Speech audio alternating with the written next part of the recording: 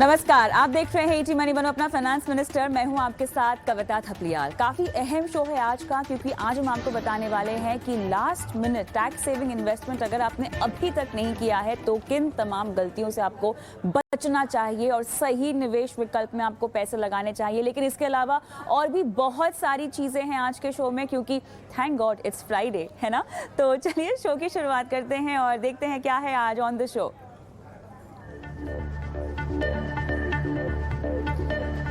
31 मार्च में बचे हैं कुछ ही दिन। जल्दबाजी में ना हो जाए आपसे गलती।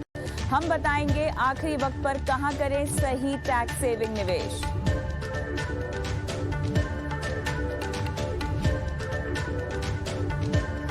Thank God it's Friday. आपके पूरे हफ्ते की थकान को कैसे मिटाएं? आज हमारे पास है वीकेंड के लिए फिटनेस मंत्र।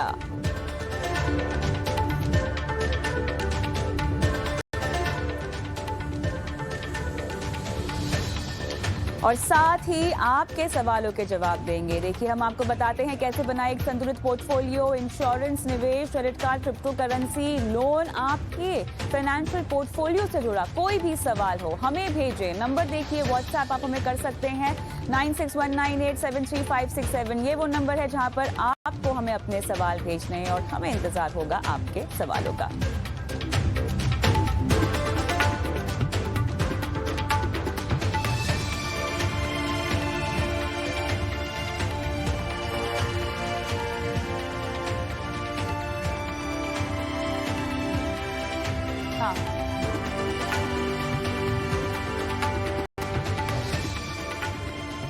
चलिए, तो अगर आप भी चिंतित हैं या भूल गए हैं 31 मार्च से पहले टैक्स सेविंग इन्वेस्टमेंट करने के बारे में, तो आज हम आपके लिए बेहद खास पेशकश लेकर आए हैं, जहां पर मेरे साथ जुड़ रहे हैं tax expert Gauri Chadha. Gauri, good evening, स्वागत है आपका हमारी इस बेहद खास पेशकश में, जहां पर हम लास्ट मिनट जो दुविधा होती है लोगों की, उससे उनको निकालेंगे और साथ ही ये बताएंगे कि जल्दबाजी में कैसे आप गलती से कोई ऐसा निवेश ना कर बैठे जहां पर आपको लगे कि आपके पैसे बर्बाद हो गए हों। क्योंकि गौरी, कहीं ना कहीं भले ही आप टैक्स सेविंग के लिए इन्वेस्टमेंट कर रहे हो, बहुत ज़रूरी है सही निवेश विकल्प का चुनाव करना, क्योंकि न सिर्फ यहाँ पर आपकी टैक्स की बचत हो सकती है, आप मुनाफा भी तो कमा सकते हैं।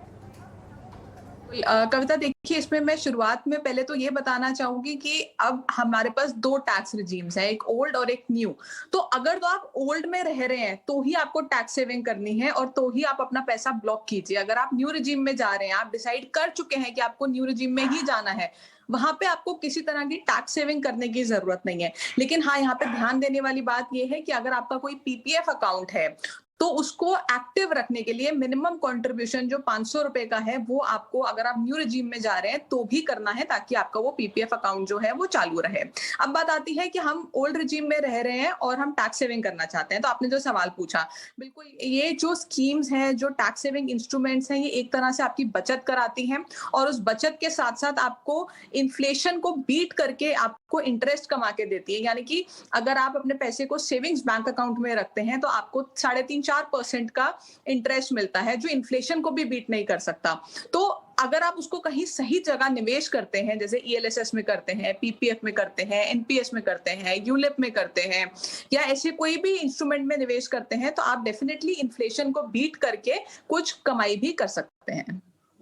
बिल्कुल, यही मकसद होता है फाइनेंशियल प्लानिंग का, जहां पर हम आपको बताते हैं कि सही तरीके से आप टैक्स कहां पर बचा सकते हैं, किस तरह के निवेश में जब आप पैसे निकालते हैं तो कितना टैक्स लगता है, और साथ ही इन्फ्लेशन को मात देने वाला रिटर्न, इन्फ्लेशन को, महंगाई को मात देने वाली कमाई आपकी कहां हो सकती है, कैसे हो सकती है। तो आज मुख्य तौर पर हम बात करने वाले हैं ईएलएसएस, पीपीएफ, एनपीएस और यूलिप पर। ये वो इंस्ट्रूमेंट्स हैं जहां हमने देखा है कि आप कमाई कर सकते हैं, लेकिन किस तरह से इसको अपने पोर्टफोलियो में आपको डालना चाहिए, टैक्स की बचत कैसे हो सकती है, इन तमाम पेचीदगियों पर विस्तार से बात करेंगे। तो सबसे पहले बात करते हैं ईएलएसएस की, equity link saving scheme. Gauri, यहाँ पर बहुत सारे जो निवेशक जो ऑलरेडी म्यूचुअल फंड में निवेश करते हैं, वो तो इससे परिचित हैं, लेकिन जो नहीं परिचित हैं, जो आखिरी वक्त पर अभी भी इंश्योरेंस और लाइफ इंश्योरेंस पे ज़्यादा फोकस्ड रहते हैं, क्योंकि कई बार हमने देखा है, अमूमन ऐसा हुआ है, ज़्यादातर ऐसा ही होता है कि लोग अपने बैंक की शाखा में जाते हैं किसी काम से और वहाँ पर उनको टैक्स सेविंग के नाम पर कोई इंसान किसी भी तरह का प्रोडक्ट चिपका देता है और वो खरीद लेते हैं, यही सुनकर कि हमारे टैक्स की बचत हो जाएगी। और ऐसे में हमने देखा है कि बहुत रॉन्ग डिसीजंस आप ले लेते हैं इन्वेस्टमेंट प्रोडक्ट्स के लिहाज से। तो ELSS एक इक्विटी लिंक सेविंग स्कीम है, इसका पैसा जो आप निवेश करते हैं वो इक्विटी बाजार में जाता है, 3 साल का लॉक इन है, 1.5 लाख तक का आपको यहाँ पे टैक्स की छूट मिलती है। लेकिन उसके अलावा सिर्फ टैक्स बचत नहीं है ना गौरी, अगर आप समझदारी से इसमें निवेश करें तो आप काफ़ी कमाई भी कर सकते हैं। जी बिल्कुल, देखिए जहाँ तक आपने बताया ELSS के बारे में, तो इसमें जो रिटर्न है, अगर आप कोई अच्छा फंड अपना चूज करते हैं, प्रॉपर रिसर्च करके, अच्छा फंड मैनेजर हो, अच्छा AMC हो जिसने कंसिस्टेंट रिटर्न दिया हो, तो आपको 12 से 15% तक का रिटर्न ELSS फंड्स दे सकते हैं। अब बात आती है जो आपने बोला लॉक इन पीरियड, तो लॉक इन पीरियड तो होता है 3 साल, यानी कि 3 साल के बाद आप ये पैसा निकाल सकते हैं। लेकिन हम ये बोल के चलते हैं कि आप कम से कम 5 साल यहाँ पे निवेश करके रखिए ताकि आप एक अच्छा रिटर्न देख पाएं। और जितना ज्यादा आप अपने इन्वेस्टमेंट को इन्वेस्टेड रखेंगे, उतना ज्यादा आप देखेंगे एक एक साल में वो कैसे मल्टीप्लाई होता है, क्योंकि उसमें कंपाउंडिंग का इफेक्ट दिखता है।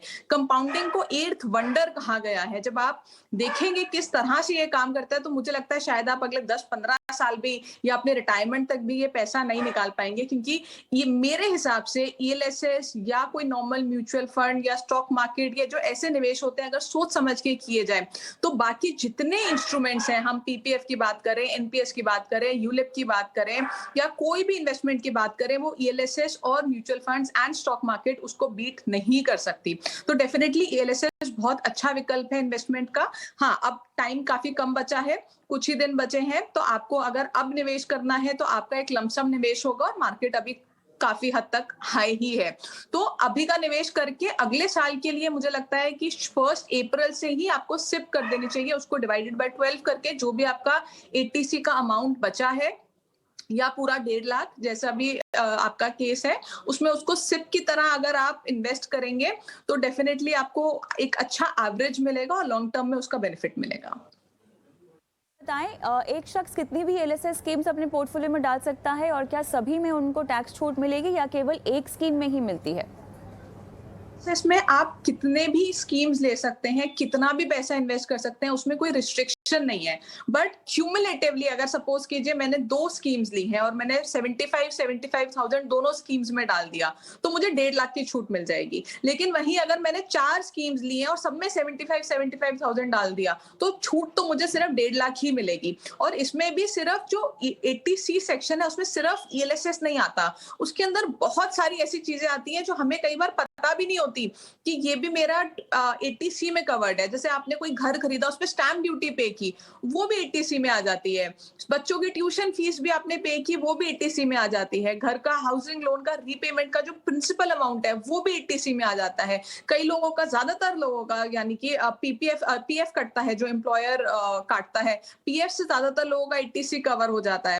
तो अगर आपके पास मार्जिन बचा है तो मुझे लगता है, स्पेशली अगर आप यंग हैं, तो मुझे लगता है आपको ये FDs, यूलिप और PPF में जाना ही नहीं चाहिए। आपके लिए सिर्फ ELSS बना है। मैं पर्सनली इक्विटी फैन हूं और मुझे ऐसा लगता है कि यंग लोगों के लिए इक्विटी बहुत अच्छा विकल्प है, स्पेशली अगर वो रिटायरमेंट प्लानिंग कर रहे हैं या कुछ साल के बाद घर लेना चाहते हैं, महंगी गाड़ी लेना चाहते हैं या कोई बहुत बड़ी वेकेशन प्लान कर रहे हैं। उन सबके लिए जो पोर्टफोलियो बनता है वो उनको म्यूचुअल फंड्स और ELSS फंड्स ही कमा के दे सकते हैं। गौरी, मुझे ये बताइए कि किसी ने अगर मान लीजिए शुरू कर दिया है और उनके 3 साल लगभग ख़त्म भी होने वाले हैं, क्या उस स्कीम में निवेश बरकरार रखने से छूट मिलेगी अगर 3 साल ऑलरेडी हमारे पूरे हो चुके हैं तो? आपको छूट तब मिलती है जब आप इन्वेस्ट करते हैं, यानी कि सपोज कीजिए मैंने इस साल इन्वेस्ट किया तो इस साल मुझे छूट मिलेगी। लॉक इन 3 साल का है, यानी कि ऐसा नहीं है कि अगले 3 साल तक मुझे छूट मिलेगी, वो छूट मुझे सिर्फ इस साल मिलेगी। तो हर साल छूट लेने के लिए मुझे हर साल निवेश करना है। दूसरी बात यह है कि जब आप इस पैसे को निकालेंगे तो आपको टैक्स भी देना है।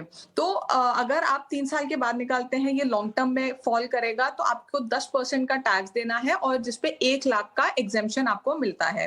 तो सपोज कीजिए कि आपने कुछ इन्वेस्टमेंट्स की हैं और हेवी इन्वेस्टमेंट्स हैं और आपको 3 साल में 1 लाख से ज्यादा गेन हो चुका है, तो मेरी एडवाइस ये है कि आप उसको पैसे को निकाल लीजिए मार्च से पहले और उसको री इन्वेस्ट कर दीजिए उसी दिन, ताकि आपकी कॉस्ट ऑफ एक्विजिशन बढ़ जाए और आप 1 लाख तक का जो प्रॉफिट है उसको इस साल बुक कर दें, ताकि आगे जाके आपको टैक्स ना देना पड़े। ऑलराइट, चलिए, तो आपने बारीकी से समझाया कि एलएसएस कैसे आपके लिए फ़ायदेमंद हो सकती है, टैक्स बचाने के लिहाज से, मुनाफा कमाने के लिहाज से भी, किन स्कीम्स में आपको निवेश करना चाहिए। हमने आपको नाम बताए हैं, आगे चलकर आपको वापस से वो सीन हम दिखाएंगे जहां पर तमाम फंड्स के नाम है, उनकी 3 साल 5 साल की परफॉर्मेंस भी आपको दिखा रहे हैं, उसके मुताबिक आप निर्णय कर सकते हैं। लेकिन अगला जो इन्वेस्टमेंट का विकल्प है गौरी, पीपीएफ की बात करना चाहती हूँ। ट्रेडिशनली ये एक ऐसा विकल्प है जहाँ पर बहुत सारे लोगों का फर्स्ट टाइम इन्वेस्टमेंट से जब परिचय होता है तो वो पीपीएफ से होता है या लाइफ इंश्योरेंस से होता है। और पीपीएफ हम सब जानते हैं एक डेट निवेश है जहां पे हर तिमाही जो है जो ब्याज दरें होती हैं वो रिव्यू होती हैं। फिलहाल 7.1% जो कि हम कह रहे हैं कि काफ़ी लो हो चुकी है, कट के अब हम 7.1% ब्याज कमा रहे हैं।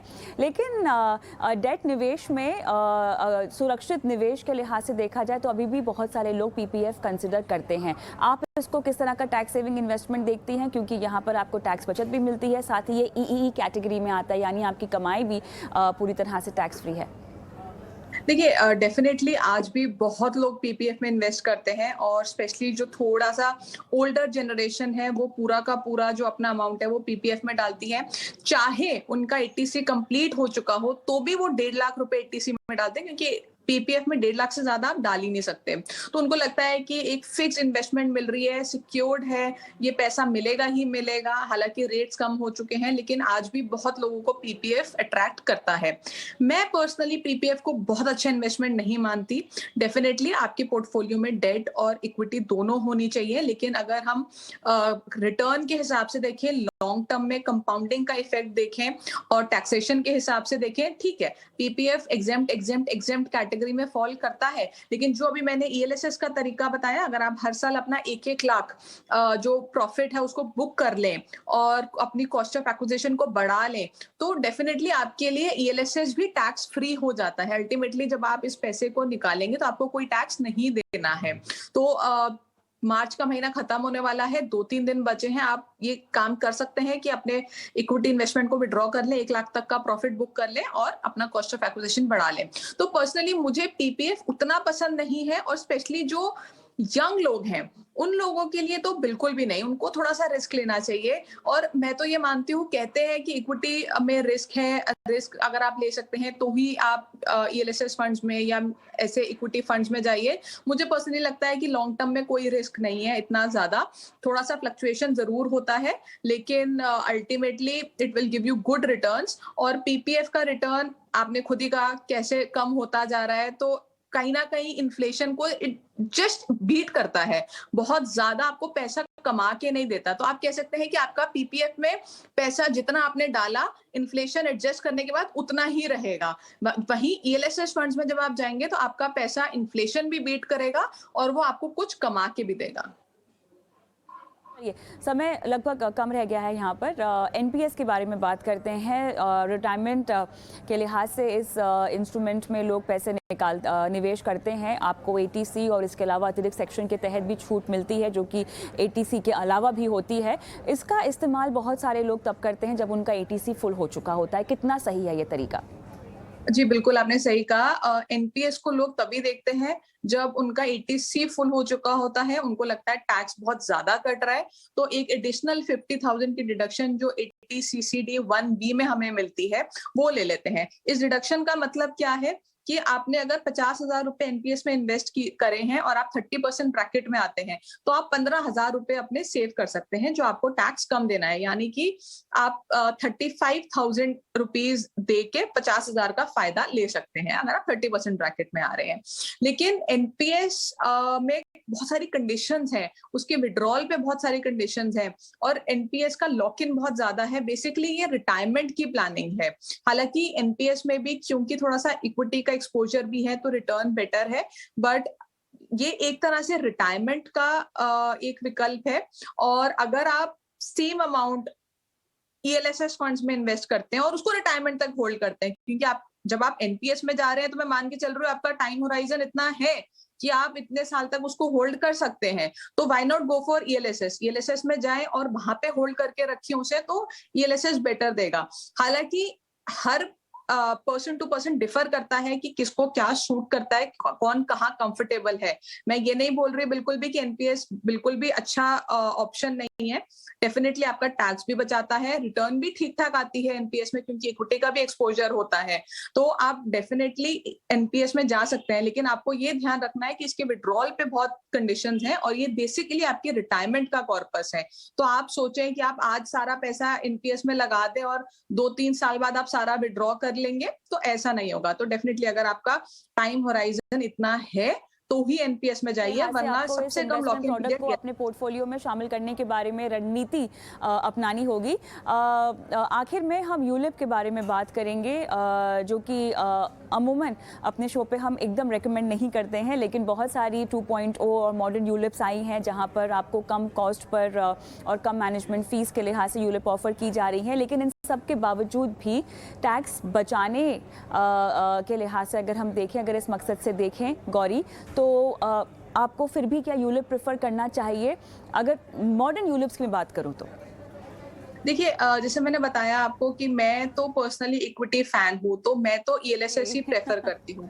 यूलिप प्रोडक्ट्स डेफिनेटली उन लोगों के लिए हैं जो बिल्कुल भी इक्विटी को नहीं समझते हैं, डायरेक्टली कोई भी फंड नहीं चूज कर सकते हैं, बैंक में जाते हैं, बैंक मैनेजर पे ही डिपेंड करते हैं, उसी की एडवाइस मानते हैं, अपनी रिसर्च नहीं करते हैं। उनके लिए यूलिप फिर भी ठीक है, डेफिनेटली रिटर्न आपको मिलेगी, लॉक इन ओके है। ऐसा नहीं है कि बहुत ज्यादा लॉक इन है, जैसे पीपीएफ में तो 15 साल तक आप लॉक हो जाते हैं, एनपीएस में आप रिटायरमेंट तक लॉक हो जाते हैं, तो ऐसा नहीं है। बट डेफिनेटली अगर आपके पास ऑप्शन है, आप थोड़ा भी ईएलएसएस को समझते हैं, तो यूलिप और ईएलएसएस में भी मैं definitely I will go with ELSS.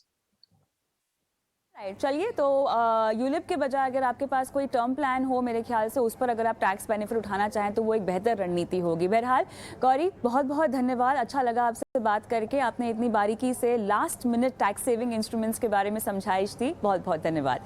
लेकिन शो को आगे बढ़ाते हैं और अब वक्त